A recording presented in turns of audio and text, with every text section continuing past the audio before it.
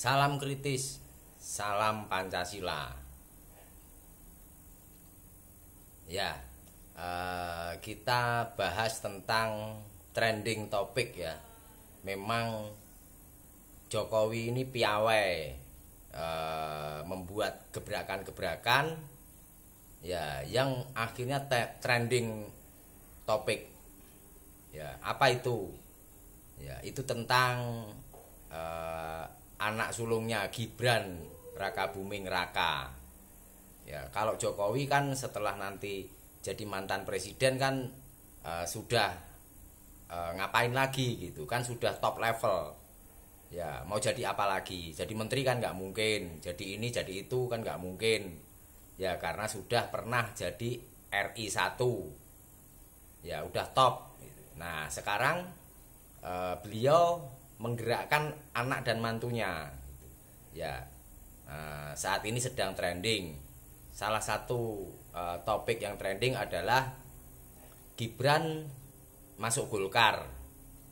Ya, dia didaulat untuk menjadi ketua AMPI sayap Golkar, organisasi sayap Golkar. Ya, supaya nanti bisa jadi cawapres Prabowo. Ya, memang yang berpotensi untuk mengajukan cawapres itu memang Golkar, karena Golkar itu suaranya atau kursinya di DPR itu lebih tinggi daripada Gerindra gitu. Nah, teori dari Golkar itu ketika mengajukan kader Golkar ya harus orang Golkar. Ya, harus anggota Golkar atau pengurus Golkar. Makanya Gibran akan digolkarkan dulu gitu. Tetapi ini jadi trending lagi. Tetapi ternyata Gibran bilangnya menolak. Itu ada di beberapa media. Ya, nah, jadi publik otomatis akan bingung gitu. Ya, memang akhirnya Jokowi berhasil membuat publik bingung. Ya, nah, terus ada lagi berita bahwa Sekjen PDIP komunikasi dengan Gibran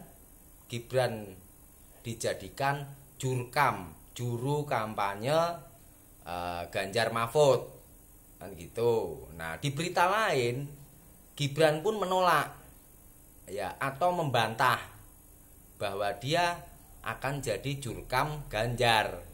Nah, ini kan berita-berita ini ya dari media mainstream ya, artinya kepercayaan publik kan besar ya, beda dengan media-media yang tidak mainstream gitu.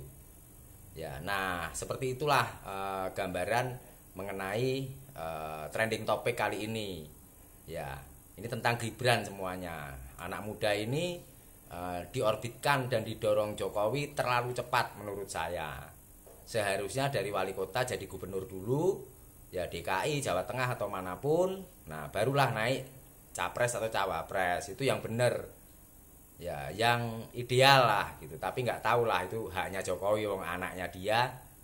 Nah, terus sekarang kita kaji ya, jika melihat dari sejarah politik ya, asal usul ya, rasanya sulit ya di logika gitu ketika Jokowi menjerumuskan anaknya gitu. Kenapa?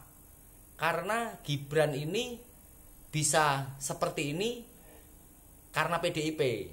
Ya, waktu itu Gibran nyalon wali kota Solo, dia menyalip para senior PDIP di kota Solo.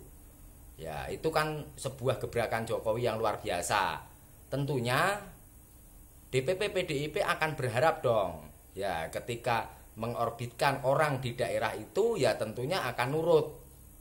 Ya, akan difungsikan sebagai apa dan lain-lain harusnya dituruti, jangan dikhianati gitu. Ya, terus Jokowi juga harus sadar bahwa dia jadi presiden juga karena PDIP. Kalian boleh nggak suka sama PDIP, tapi itu kenyataan. Ya, nah jika dilihat dari situ, ya seharusnya kita semua bisa berpikir apa itu?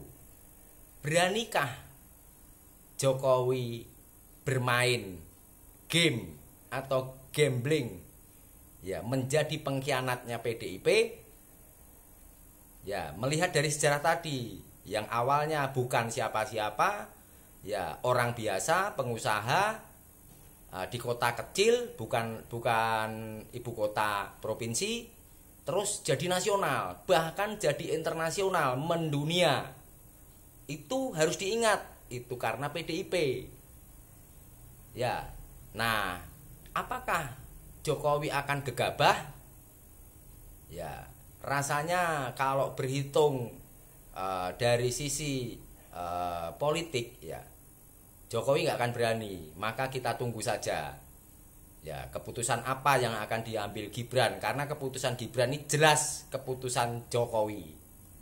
Nah, justru kalau saya melihat ini nanti akan menjadi bumerang atau blunder dari pihak Koalisi Indonesia Maju. Ya, karena Prabowo sangat berharap berpasangan dengan Gibran untuk bertarung di Jawa Tengah, yang mana Prabowo itu selalu kalah di Jawa Tengah. Dia akan mengganggu di situ. Ya, tetapi jika Gibran mau gabung, memang jadi rame, jadi seru pertarungannya. Tapi jika Gibran tidak mau, ya ini yang dinamakan blunder. Ya, akhirnya nanti Prabowo akan berpasangan dengan siapa? Ya, karena setelah Prabowo menggadang-gadang Gibran, calon-calon cawapres lain tuh jadi rendah gitu. Erick Thohir, Khofifah, Erlangga bahkan, karena elektabilitasnya memang minim. Ya, ini yang patut nanti kita tunggu. Dan justru tanpa disadari, ya nanti MK itu kalau memutuskan bahwa batas umur capres itu 70, malah Prabowo nggak bisa nyapres. Oke, ya mari kita tunggu dan saksikan. Santai saja karena rakyat itu merdeka.